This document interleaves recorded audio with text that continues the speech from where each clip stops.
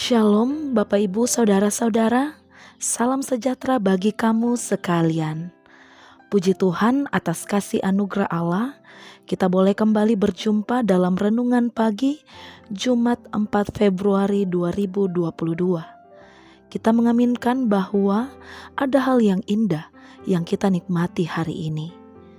Bersyukur juga atas kasih Allah, kita bisa kembali merasakan kehadirannya melalui firman yang akan kita renungkan. Sebelum kita mendengar firman Tuhan, mari kita berdoa. Syukur hanya bagimu ya Tuhan, yang telah menjaga kami sepanjang malam, hingga pagi ini kami dapat menikmati suasana baru yang menyegarkan.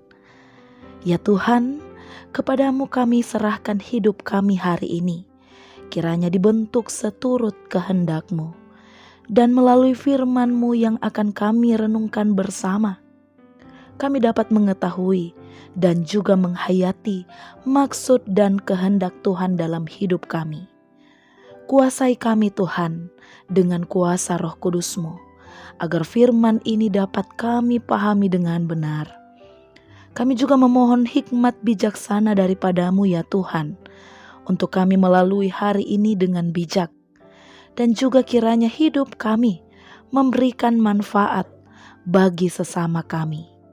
Ya Tuhan, kami membuka hati kami untuk firman-Mu. Di dalam nama anak-Mu Yesus Kristus, kami berdoa. Amin. Pembacaan kita terambil dari Yakobus 3 ayat 1 sampai ayatnya yang kelima, yang berbunyi demikian. Saudara-saudaraku, janganlah banyak orang di antara kamu mau menjadi guru, sebab kita tahu bahwa sebagai guru kita akan dihakimi menurut ukuran yang lebih berat. Sebab kita semua bersalah dalam banyak hal. Barang siapa tidak bersalah dalam perkataannya, ia adalah orang sempurna yang dapat juga mengendalikan seluruh tubuhnya. Kita mengenakan kekang pada mulut kuda, sehingga ia menuruti kehendak kita. Dengan jalan demikian kita dapat juga mengendalikan seluruh tubuhnya. Dan lihat saja kapal-kapal, walaupun amat besar dan digerakkan oleh angin keras, namun dapat dikendalikan oleh kemudi yang amat kecil menurut kehendak juru mudi. Demikian juga lidah, walaupun suatu anggota kecil dari tubuh, namun dapat memegahkan perkara-perkara yang besar. Lihatlah betapapun kecilnya api, ia dapat membakar hutan yang besar. Demikianlah pembacaan firman Tuhan. Amin. Bapak, Ibu, dan saudara-saudara, tema perenungan kita pada saat ini mengendalikan lidah. Seorang pujangga mengatakan, perkataan itu lebih tajam dari pedang. Kemudian lanjutnya, jika sebuah pedang hanya dapat menusuk satu orang, berbeda dengan perkataan yang dapat membunuh atau menusuk ratusan bahkan ribuan orang sekaligus dengan lebih kejam.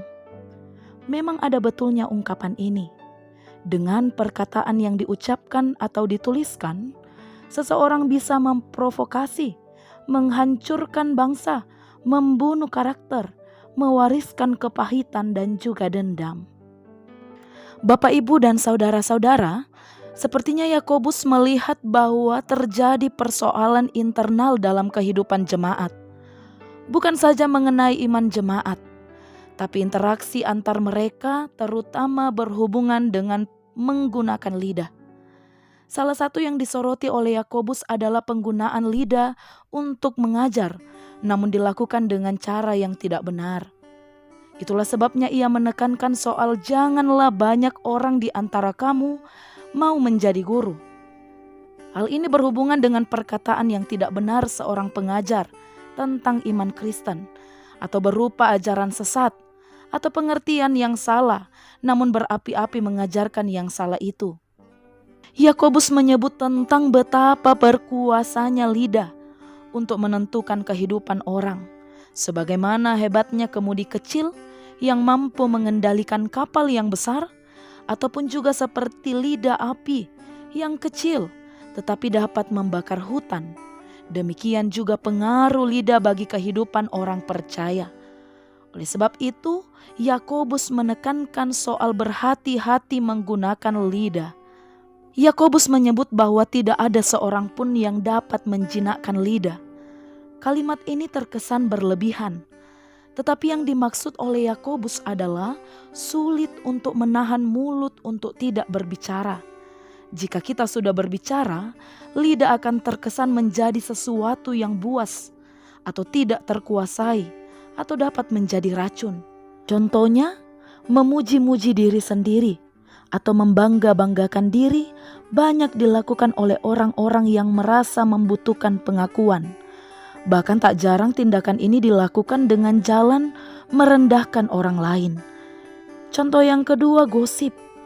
Istilah ini berarti menyebarkan berita-berita atau isu-isu yang tidak benar tentang orang lain, atau juga bisa disebut sebagai fitnah.